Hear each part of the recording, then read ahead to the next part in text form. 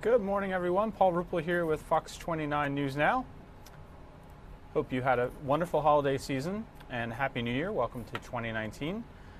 We are awaiting a Philadelphia Police news conference about a deadly crash that occurred on South Packer Avenue in South Philadelphia.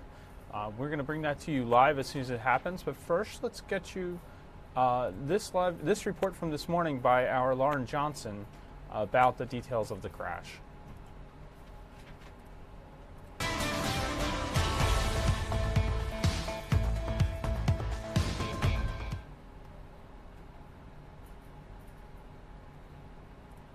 Oops, took you straight to radar there. Let's get you Lauren's report. Here it is. It's all queued up. This morning, police did call this an unusual accident because they made a discovery after the two victims that survived this accident were transported away from the scene, but it killed 3 people just before 2 a.m. Police get a call from a witness who reported seeing an SUV eastbound on Packer Avenue. A sedan was traveling westbound. The male driver crossed over the center line, causing a head-on collision. Well, police say both cars they thought were traveling at a high speed, but witnesses say it was that sedan, that white Audi, that was traveling about 60 miles per hour just before the crash. Well, inside the SUV, 4 people, 3 of them pronounced dead on the accident scene. The 2 males and 1 female in their 30s. The 4th person, a 30-year-old woman, was taken to Jefferson Hospital in critical condition. Police tell us one of the dead is her brother. As for the lone victim in the sedan, he was also taken to Jefferson in extremely critical condition, and police got a call from doctors with some unusual information. When he gets to the hospital, doctors tell the police that are on the scene that that male victim has over 10 stab wounds to his chest and stomach. Investigators from AID did find a bloody knife in the sedan that male, who's a John Doe, was driving. It has about a 10-inch blade, and that blade is completely covered with blood. And from the doctors, they said he stabbed at least 10 times in his chest and abdomen. So this is really unusual. Yes, sad start to the new year for several families because of this tragic accident. Police also telling us they're looking to see if the victims inside that SUV were involved in the Mummers Day parade, because they did see one of the victims with a shirt or a sweatshirt or sweater that had a Mummers logo on the front. Of course, too early to tell as this investigation now continues. Again, we're waiting for a news conference to begin about this deadly crash. It looks like the police spokesman has stepped up to the microphone. Let's listen in to what they have to say this morning. Okay, all right, good.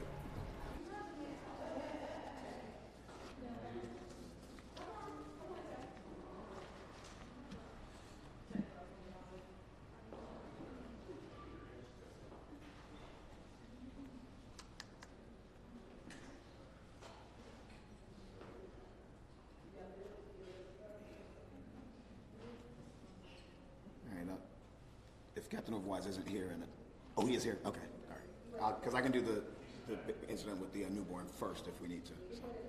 Okay. So we'll wait for him.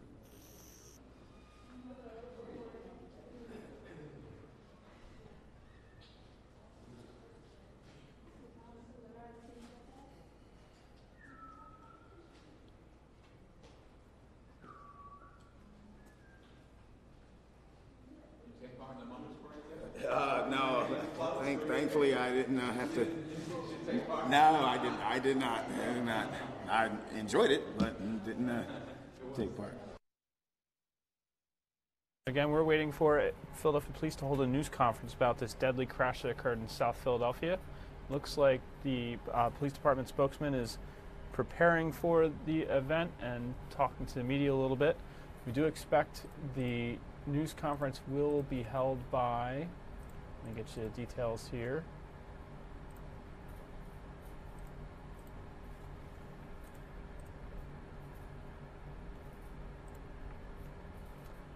Captain Mark Overwise will be holding the news conference. Let's listen in again.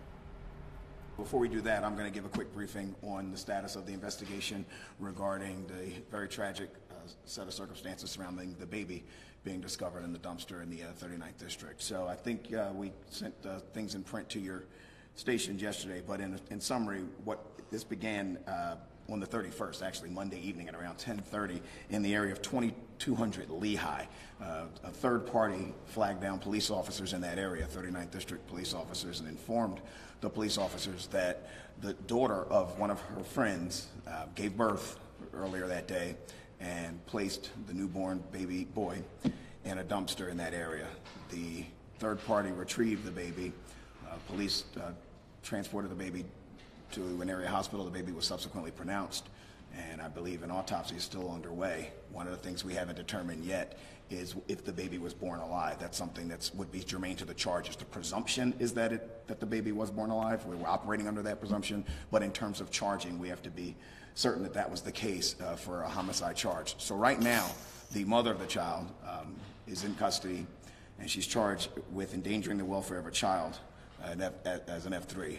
The charges were pre-approved by the on-call homicide DA's office attorney, but she hasn't been formally charged in our system. And at this point, even if she was formally charged, in other words, a criminal complaint having been generated by the DA, we at this point wouldn't be releasing her name because of her age, and the charge at hand right now is endangering the welfare of a child. As the investigation proceeds, more so from the medical examiner's point of view, if charges get upgraded and she ultimately gets charged as an adult, then we would be in position to release her name. But at this point, she's charged with endangering the welfare of a child.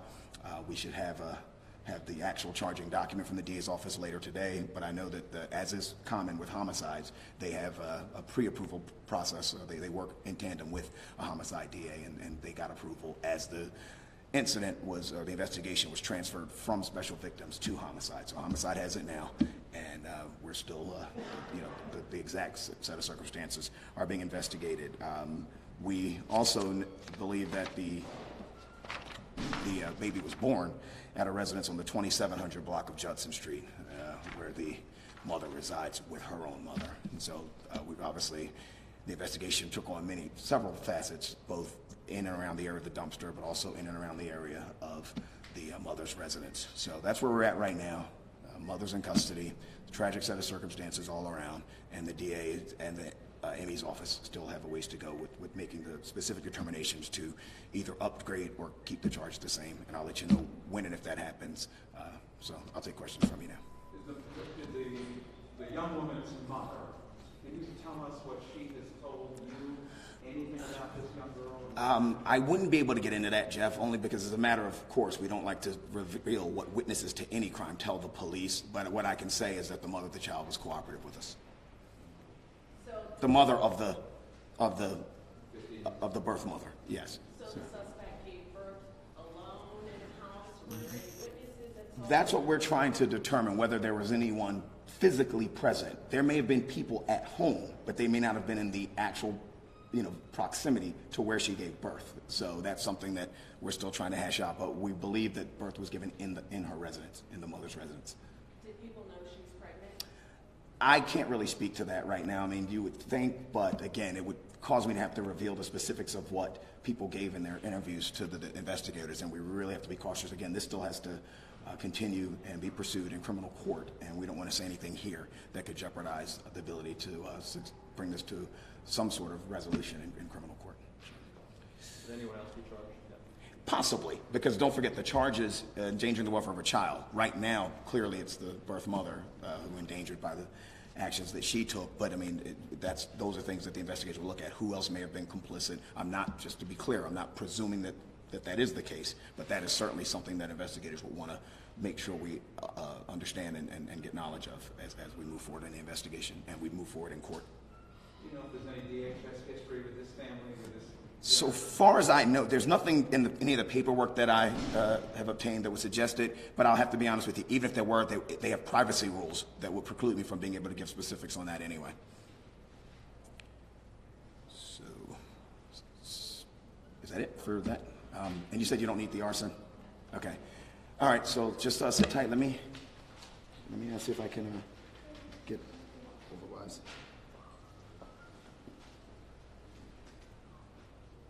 Okay, so we're in a little bit of a holding pattern because Captain Overwise is briefing his superiors in the Detective Bureau right now. So just hang tight. He's going to be here.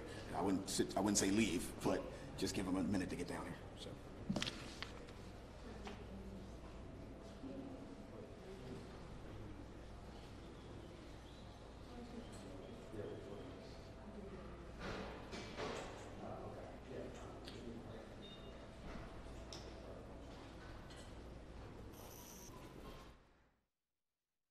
Just want to update you here. Paul Rupel here with Fox 29 News Now. Sounds like Philadelphia police are waiting for the official who's going to deliver this news conference. That's Captain Mark Overwise to arrive. This will be a news conference about the fatal auto accident that occurred on the 600 block of Packer Avenue.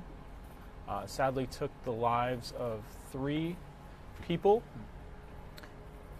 Heard Lauren Johnson's report earlier that the driver of the vehicle that struck the other car, which had at least 4 occupants, 3 of those occupants were killed, but the driver of the other vehicle was later reported to have at least 10 stab wounds when he arrived at the hospital. Those stab wounds were to his chest and abdomen, and a 10-inch knife was found inside the vehicle. The man has not been charged to our knowledge yet, but we're waiting more information on that, if there might be charges coming. The news conference here was just announced to brief the media concerning the accident that occurred.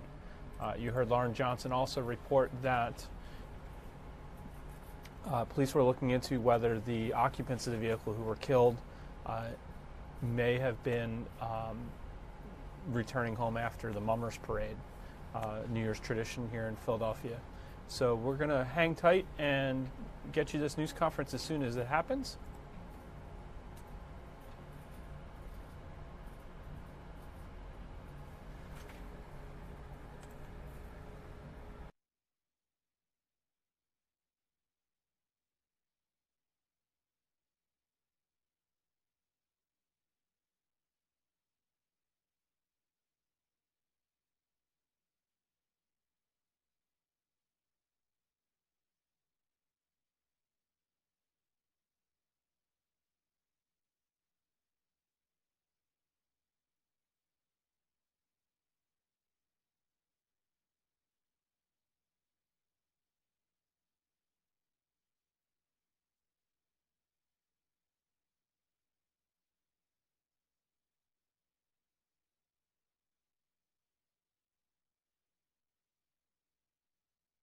While we're waiting for this news conference, let's take a quick look at an event that's occurring in Florida.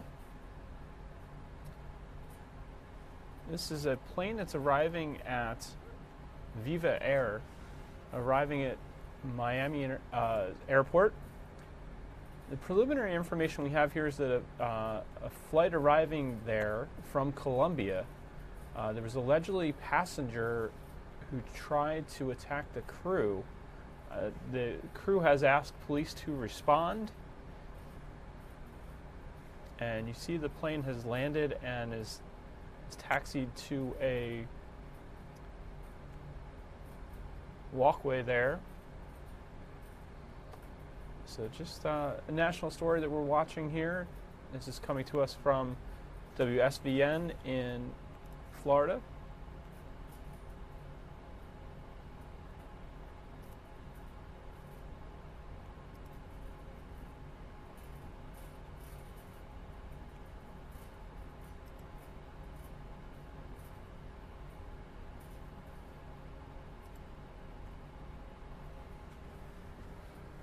See if I can find out some more information for you about this while we wait the news conference there in Philadelphia to resume.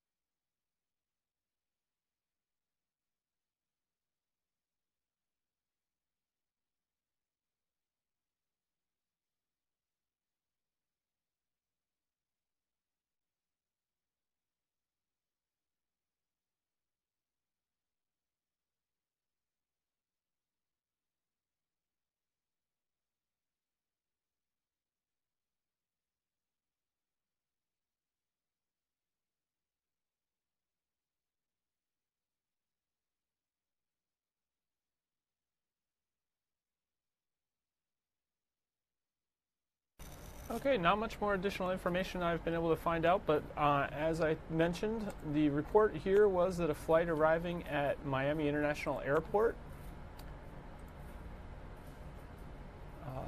there was a disturbance of some kind, possibly the flight was coming from Colombia. There was allegedly passenger or passengers who tried to attack the crew. They asked for police to respond, which you can see on your screen there.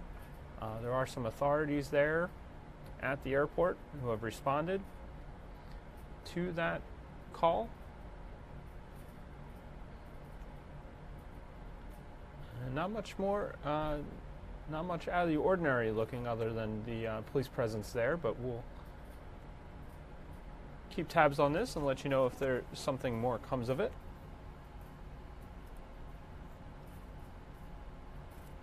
While we're waiting for that news conference to occur at the Philadelphia Police Headquarters, let's take you on a look. Let's get you a look at the weather. Here are conditions outside our studios at 4th and Market in Philadelphia, Old City section.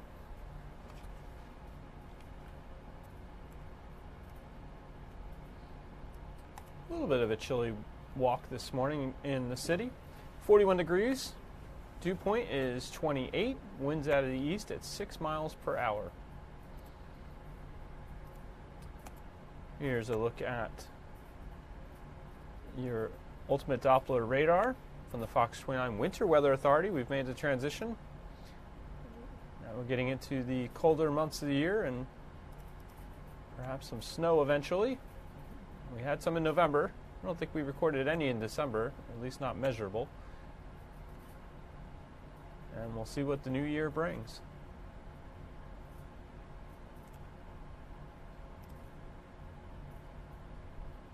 Here are your current temperatures.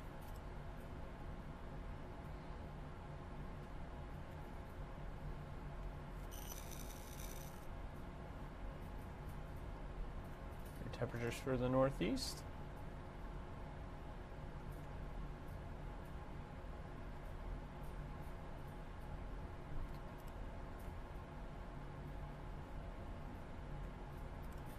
And across the U.S.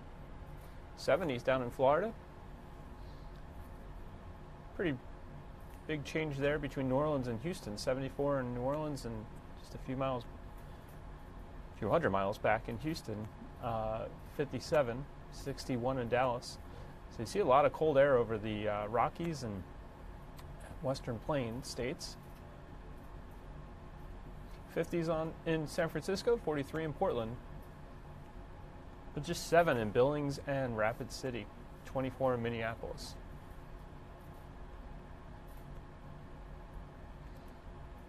Wind speeds right now, just 9 in Philadelphia, sustained.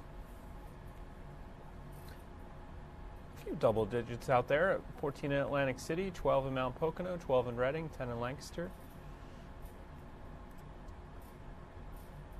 And gusty in some of those spots too. 22 mile per hour gusts in Atlantic City, 18 in Toms River, 16 in Allentown, 17 in Reading.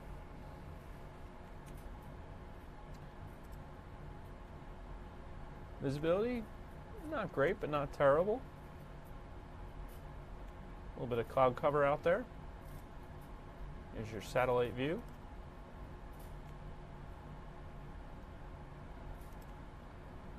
Wind's making it feel a little bit cooler than it is out there, temperature-wise. Take one more look at radar here.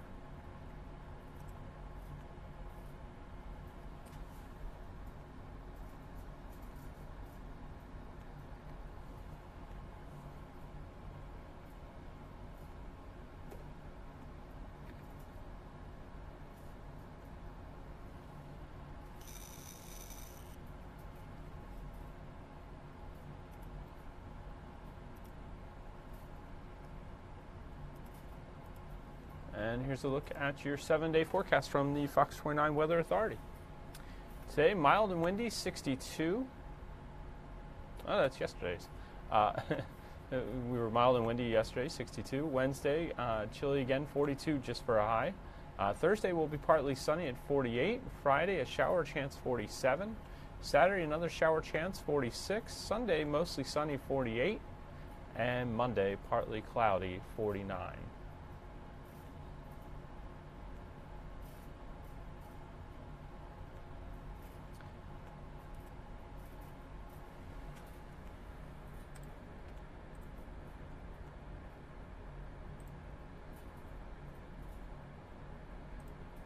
While we await that news conference from Philadelphia Police, let's get a look at our weather cameras from around the region.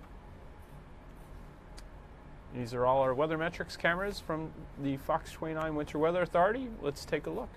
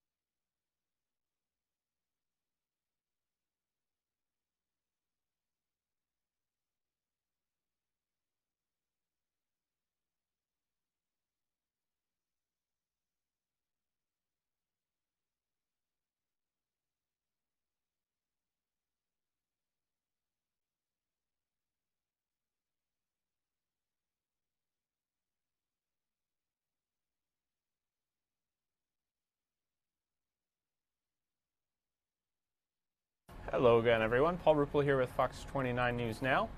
Let's get you to a couple other stories that we have been following here. Actually, let's get you to the one our Steve Keeley was on this morning.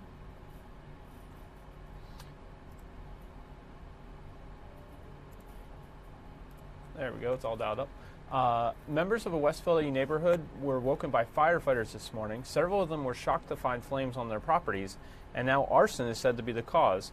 Here's our Steve Keeley reporting on that story this morning. The third-floor tenant of this three-story row house turned apartment building had just moved out at the end of the month, and all his possessions that he left behind were in this fenced-in little yard out front until they were all set on fire after midnight. And this was the worst of three fires here at 53rd and Spruce, all within 6 blocks walk of each other and all within 90 minutes of each other. And firefighters say the other coincidence at all three, the same 22-year-old guy standing around watching all three burn. And as firefighters realized a pattern of likely arsons, they then quickly realized the suspected arsonist was the guy watching all three fires burn.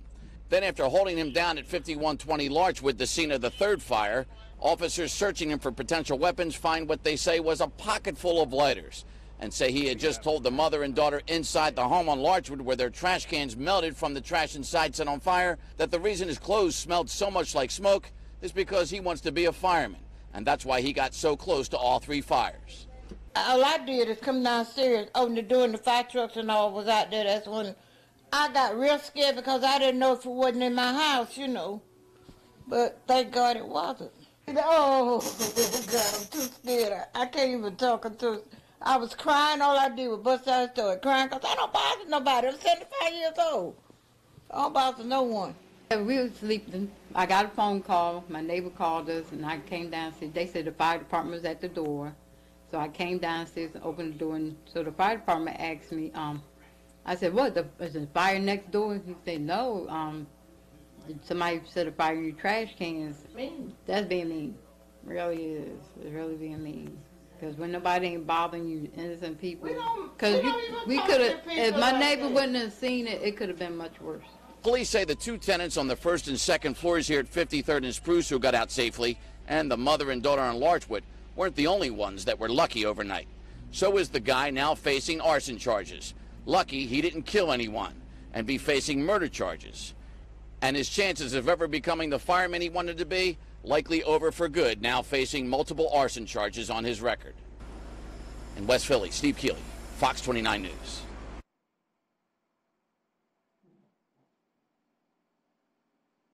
Again, that was our Steve Keeley reporting on that series of arsons in West Philadelphia this morning. Again, we're waiting for a news conference on a fatal crash that occurred in South Philadelphia. It sounds like it's going to be a little while before the captain of the traffic division will be available to speak there. So our crew has powered down their camera in the meantime, so we can't show you a live pic of the news conference, but as soon as that happens, we will bring it to you.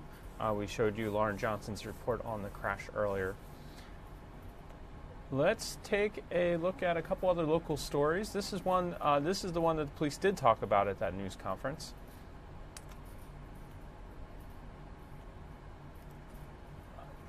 A 15-year-old girl is in police custody after police say she put her baby boy in the trash and left him to die. Police say a woman called 911 after finding the baby. That woman says the girl is her daughter's friend. Officers say the woman discovered the baby on North Judson Street. Medics took him to Temple University Hospital where doctors pronounced him dead. It's like an unbelievable kind of thing. Anyone pregnant, desperate, and or hiding their pregnancies need to know that Pennsylvania has a safe haven law. Any parent may leave a newborn baby in the care of a hospital or with a police officer at a police station without facing any charges, as long as the baby is no older than 28 days and is not harmed.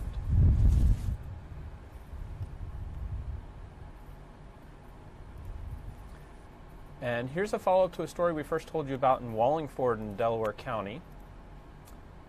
The school district will hold a meeting tonight at Strathaven High School to discuss a racist incident from last month. Students were pictured wearing white hoods, and a letter was also left at homes warning minorities to leave or else. Tonight's meeting will also include speakers from the police department and the NAACP. That meeting starts at 7 p.m.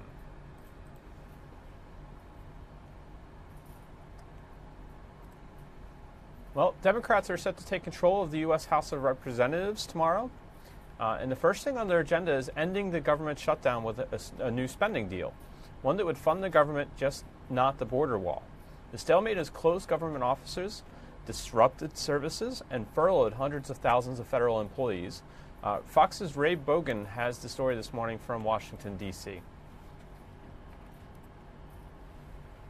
We are a day away from a big power shift in Washington, D.C., and we may get a little hint today of how that dynamic will play out. All right, so of course the first order for business for the White House and Congress is to reopen the government. We'll see how that will happen or what's going to happen there. Let's get down to Washington, D.C.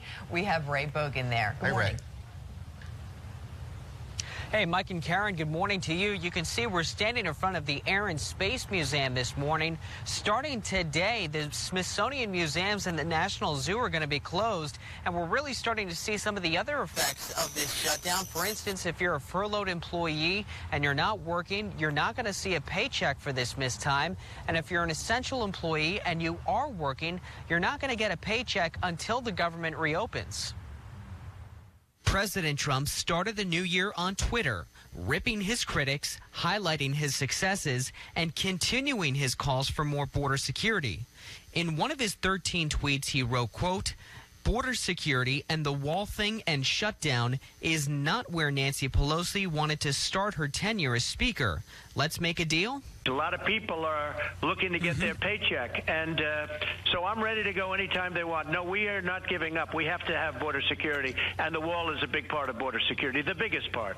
Democrats are set to retake the majority in the House of Representatives Thursday. They'll likely vote on 2 bills to reopen the government. A bill to fund all but one of the closed departments for the entire year.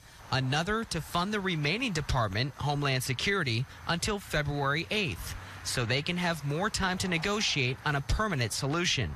Those bills contain no new wall funding. You could spend $5 billion a lot smarter, a lot more strategically on manpower and technology.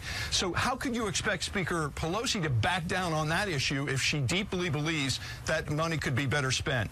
But even if they pass in the House, the bills still need to pass in the Senate and get signed by President Trump. And then Mitch McConnell, I think, has a tough decision to make. Will he put a vote on the floor to reopen the government that does not include border wall funding? The president has said he's not going to sign that bill. This is sort of the first game of chicken of 2019.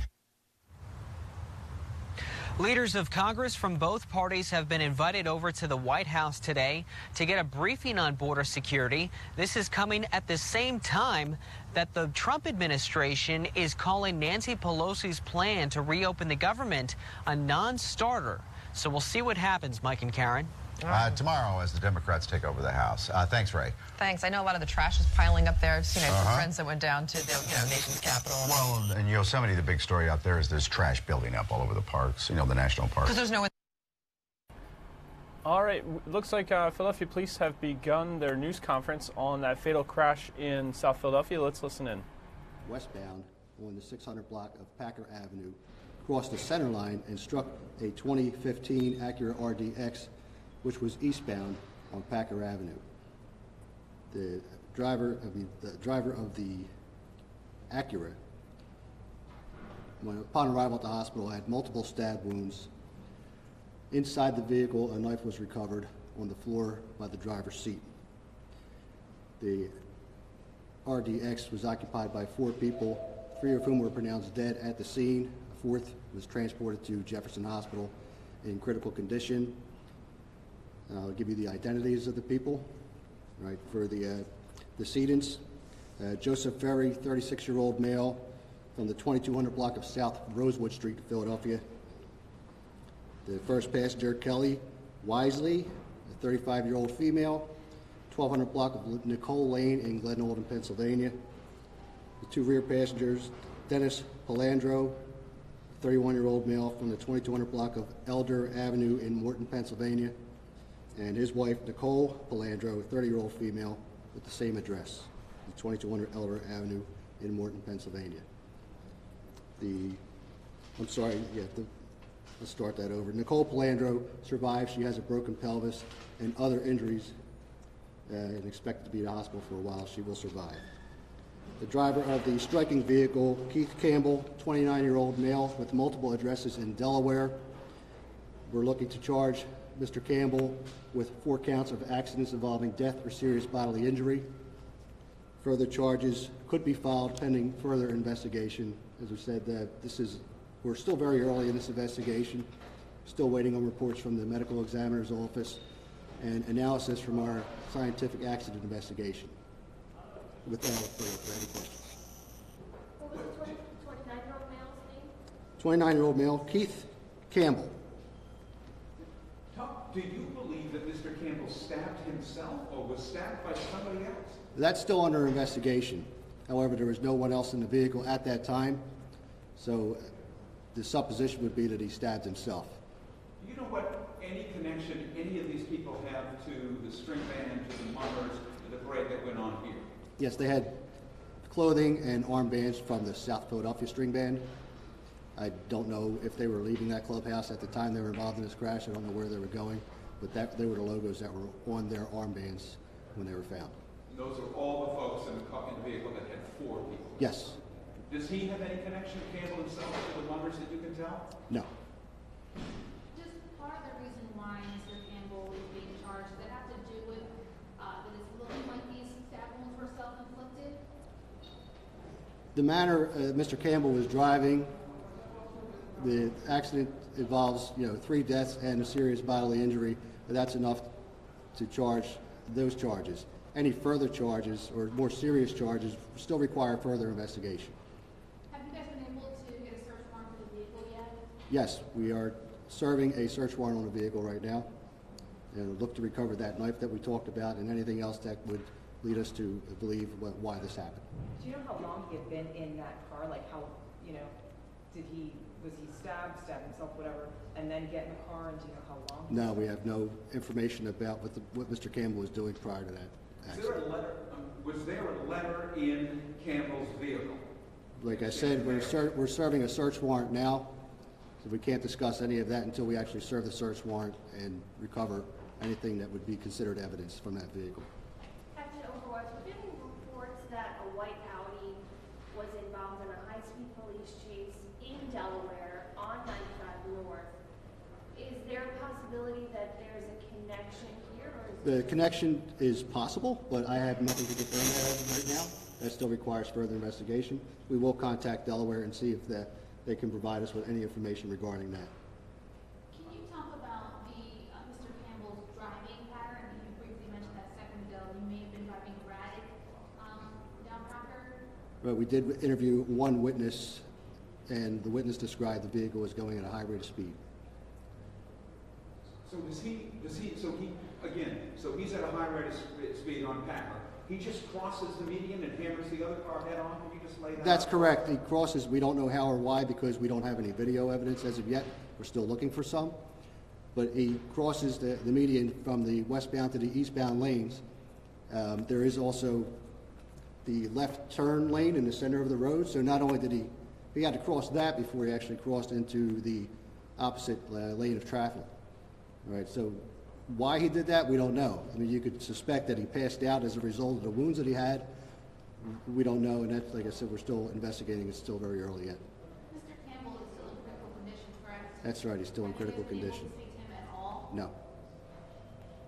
Do you have any sense whether he was intoxicated, whether he had been drinking, or were there bottles in the car, anything like that? As I said, the search warrant on the vehicle is still being served, so if we do recover anything that leads us to believe that he may have been impaired or intoxicated, we will obtain a search warrant to try and retrieve blood evidence from him to confirm that. Any idea that the people in the Ford vehicle, where they were coming from or heading to? No, I do know that the South Philadelphia String Band's clubhouse is near the area of 28th and Penrose, somewhere in that area. I'm not sure exactly where. So it's possible that they left the clubhouse to go home. Do you know where they were seated? who the driver was in that SUV, where each person... So Mr. Ferry that I described as the driver, the deceased passenger, Kelly Wisley, we believe was the front passenger. Dennis Palandro was the rear passenger, and Nicole Palandro was also in the rear of the vehicle. And Nicole was the survivor. Nicole was the survivor, that's correct. And their relationship, I know it was described, they were brother and sister. We found out that they are husband and wife, the two Palandros. Mr. Ferry and Miss Wisley are either boyfriend and girlfriend or engaged. Can you go over the names of the spelling? Yeah. Again? Sure. Joseph Ferry, last name F-E-R-R-Y. Kelly with two L's. Wisley, that's W-I-S-E-L-E-Y. Dennis Palandro, P-A-L-A-N-R, excuse me, let me start that over. Dennis, P-A-L-A-N-D-R-O. Dennis and Nicole. Nicole is spelled N-I-C-O-L-E. To keep the surviving victim's name out of the reporting, because when we send something out, we're not going to put that in either. So when we told you, just for openness, but we don't typically want the surviving victim, And can you mention the ages again? I'm sorry. All right, Joseph is 36, Kelly is 35, and Dennis is 31. And Nicole? Nicole's age? 30. Thank you. Was anybody wearing a seatbelt? When I went out to the scene, I did observe that one seatbelt was cut, but it was very difficult to see in that vehicle. I have to leave that up to my investigators and wait for their final report for the rest of that. I did observe one seatbelt that was cut, and that's usually an indication when medics get there, they cut the seatbelt to extract the person. I may have misheard, but I think Audi was the driver that was stabbed, correct? Yes. Again, the vehicle that's hit had the four people, that was an SUV? It was an Acura RDX. I believe it's a mini SUV. Huh. Why do you, when you do this, why do you think there's such massive damage and death to the car that struck and this guy survives? Any idea why that happens in that way? The only thing I can tell you, sir, is that the driver of the Acura was ejected. All right. Speed may have had a lot to do with that. It involves a lot of kinetic energy that requires scientific investigation. I really can't speak right now about the other two passengers who passed away, whether or not they were belted in or caused their death. One more if I could. Campbell, you said he's got multiple addresses. Does he have a criminal history in Delaware? You must We haven't been able to find anything of that yet. Haven't been able to find anything? No. So I know that it's your understanding at this point that these injuries may have been self-inflicted, these stabbing. Yes. Have you ever seen anything like that? I mean, it would seem highly unusual that someone would stab themselves 15 times and, get out on the road or do it while driving. Yes, it's highly unusual. I've never seen it before. Anything else? All right, guys. Thank you. All right. Thank you.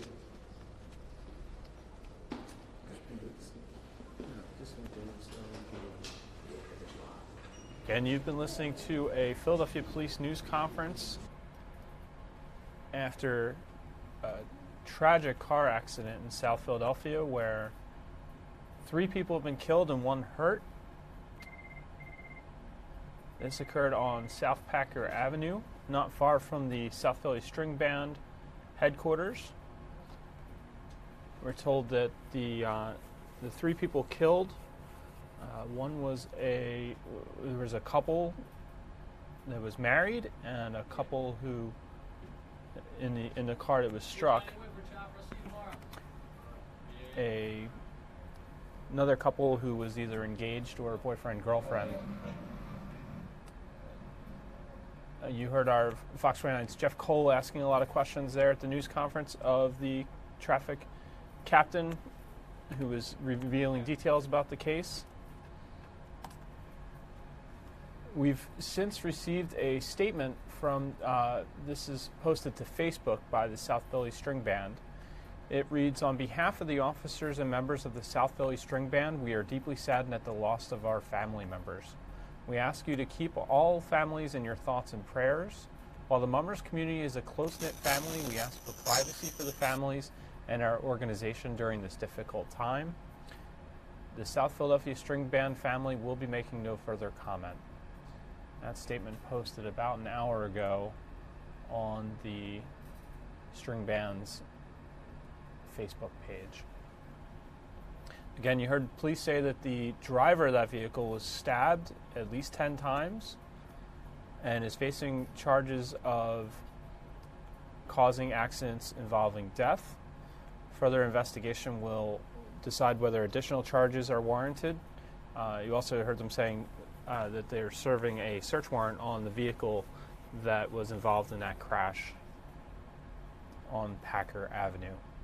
So 3 lives lost and another person injured, a woman injured in that crash. Sounded like she had pelvic injuries and others. We wish her well in her recovery.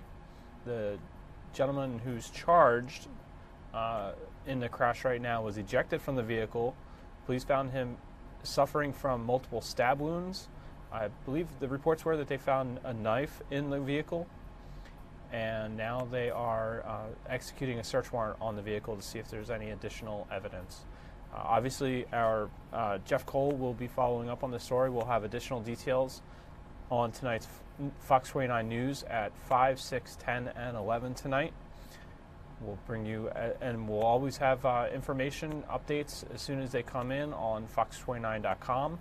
You can follow us on Twitter, on our Facebook page, and right now you're watching us on either Facebook or on our YouTube page, where we broadcast Fox 29 News Now after Good Day on weekdays. Let's take you to some national news now. We haven't gotten to that yet. Here's a look at the stock market. You see that the market has recovered from some session lows early on. Early this morning, the Dow Jones Industrial Average tumbled more than 300 points at the opening bell before paring those losses. Right now, the Dow Jones Industrial is at 23,304, down only 1/10 of a percentage point.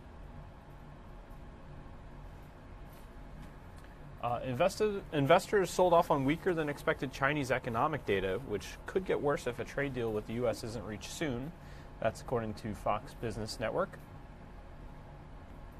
That data showed the nation's economy contracting for the first time in over 2 years in December, highlighting the challenges facing Beijing as it seeks to end a bruising trade war with Washington and reduce the risk of a sharper economic slowdown in 2019. Let's get you a little more business news. This is our morning business outlook from the Fox Business Network. Tracy Carrasco brings this to us this morning.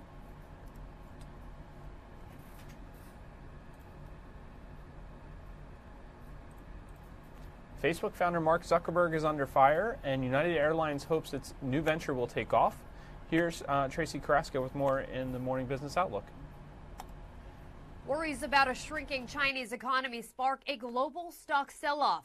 After stocks suffering their worst year since 2008, U.S. averages set to open sharply lower today. Facebook CEO Mark Zuckerberg is being slammed by critics for what they call a tone-deaf message wrapping up a tumultuous 2018 for Facebook. In the post, Zuckerberg said he was, quote, proud of the progress we've made in addressing Facebook's problems. In 2018, Facebook dealt with the Cambridge Analytica scandal and revelations of its data sharing with business partners. And would you eat airline food at home? United Airlines thinks so. United is now selling the Polaris Cookbook, including 40 recipes inspired by the airline's business and first-class dining. The airline collaborated with the Trotter Project, which is a nonprofit that offers culinary arts education programs and is associated with many famous chefs around the world. The cookbook is $29.99, and you can buy it from United's online store. For more, log on to foxbusiness.com. In New York, I'm Tracy Carrasco. Again, there's a fresh look at the market right now, down 37 points. But it has rebounded from some session lows when it was down around 300 points earlier today.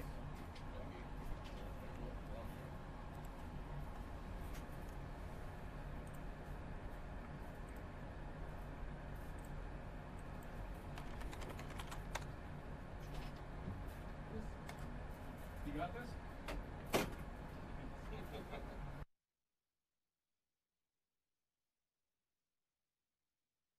We talked a little bit earlier today about congressional leaders plan to be at the White House this afternoon as the partial government shutdown enters its 12th day. The National Zoo and all Smithsonian museums, the latest forced to close as the partial government shutdown enters that 12th day. The White House and Democrats are still at odds over President Trump's demand to build a southern border wall. The president tweeted that, quote, $5.6 billion is very little in comparison to the benefits of national security, quick payback. This afternoon, the president and top congressional leaders, you're looking now at the U.S. Capitol there, are scheduled to meet at the White House this afternoon. The president last met with senior Democrats last month. Leaders Chuck Schumer and Nancy Pelosi say a border wall would be immoral and ineffective. President Trump warns the government shutdown will continue until Congress includes more border wall funding. Tomorrow, the new Congress assumes control, one where Democrats run the House of Representatives. Democrats say they'll vote on 2 bills tomorrow that would reopen the government, but the White House says that is a non-starter.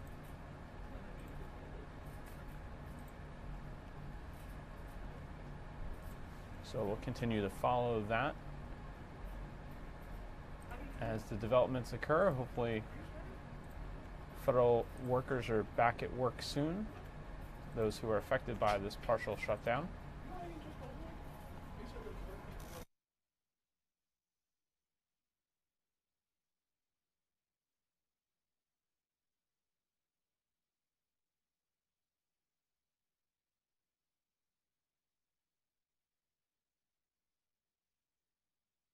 Tech trends for 2019. Are smarter drones putting you in danger? And could virtual doctors be saving you a trip to the office? Here is our report from Good Day Philadelphia this morning. All right, Karen. There are so many tech trends out there, thank you, Sue, that we should be on the lookout for in the new year. Everything we talked about, some smarter drones to the virtual doctors. Mike is with our tech expert, Anthony Mangaluso, right now to break down some of those. Now, Mike has his, skeptical thoughts about having the virtual doctors and if real doctors... Well, what's the virtual doctor? Would you use it?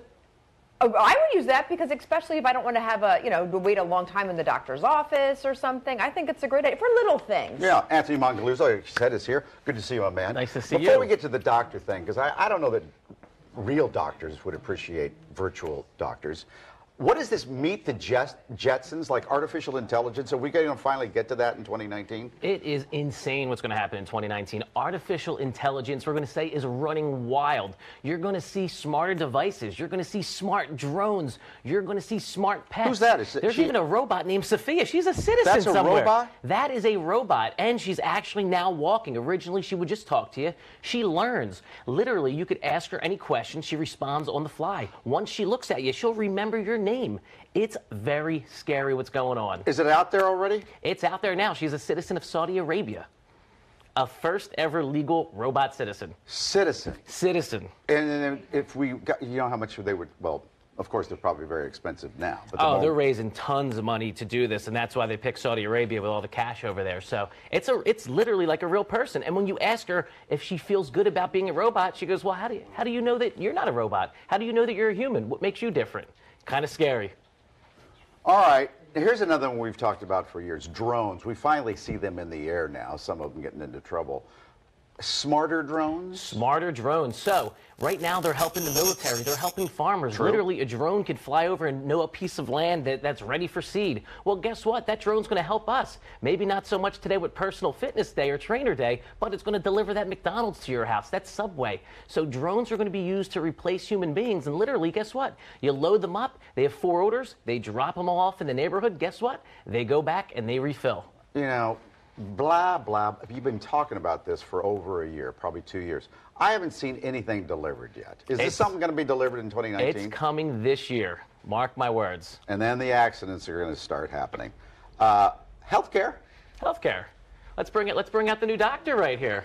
Guess what? We put on a little FaceTime, and guess what? You go right into your doctor's office. Now, it's a virtual doctor, but it's real. It's a virtual experience. You can actually speak with a real doctor on your phone, and now, with all these devices, the Apple Watch does the EKG. Right. It has your heart rate. There's blood pressure devices. Right. It could send the information through your smartphone or your tablet in real time. But don't you think they still want to be able to touch your body? Absolutely, but I think for more common things such as colds, flus, things like that, where they can prescribe medicine, it's going to at least eliminate the wait. Look, you have something serious, you have cancer, you're not dealing with this. But for your day-to-day stuff, very cool. And they even have an AI doctor, too, that diagnoses you. That's the virtual one, kind of weird. Many times I've just wanted some antibiotics. The doctor says, I've got to see you. So now maybe they'll be able to look down my throat and my ears. And now they could see you. How many times you go to the doctor's office, you wait an hour, they spend 4 minutes with you, and then give you the pill? Yeah. All right. I wrote something down and I can't even read. That's it. Self-driving cars. Here's another one we've yacked about for years. Will we have self-driving cars that's not slamming into things by the end of this year? Yes, there's going to be major announcements. Some of the new self-driving cars are being built with offices, kind of like my tech tank out there, and a bed in there. You could actually now catch some Z's while the car's driving you. 2019 is going to be the year of major announcements, and starting 2020, these things are going to be on the road everywhere. But I'm hoping Apple makes their announcement this year. I know it's in the works there, so we'll see what they have coming. If we have a real story by the end of this year, where somebody's sleeping in a car while they're driving to a destination, I'll do something really special for you. I'm gonna make sure this video is saved. I'm either gonna buy you a car or a bed. I'll take one of each. Okay, it'll be the bed, Karen. That is an amazing prediction for this year, that we'll have, we'll be sleeping in our car. And now that video will be saved on YouTube as well. Let's get you one last look at that weather right now. Here is Market Street, looking east from our studios at 4th and Market in Old City, Philadelphia. 41 degrees right now. Dew point is 28. Winds out of east at 6 miles per hour. And here's your look at Ultimate Doppler radar.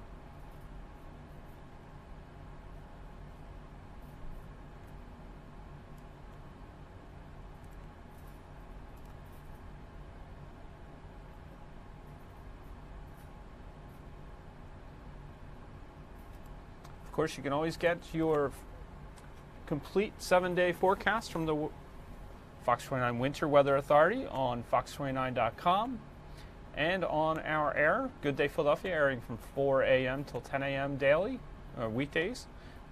Then we have the 5, 6, 10, and 11 o'clock news tonight. Thank you very much for joining Fox 29 News Now. We're with you here for about an hour each weekday after Good Day Philadelphia.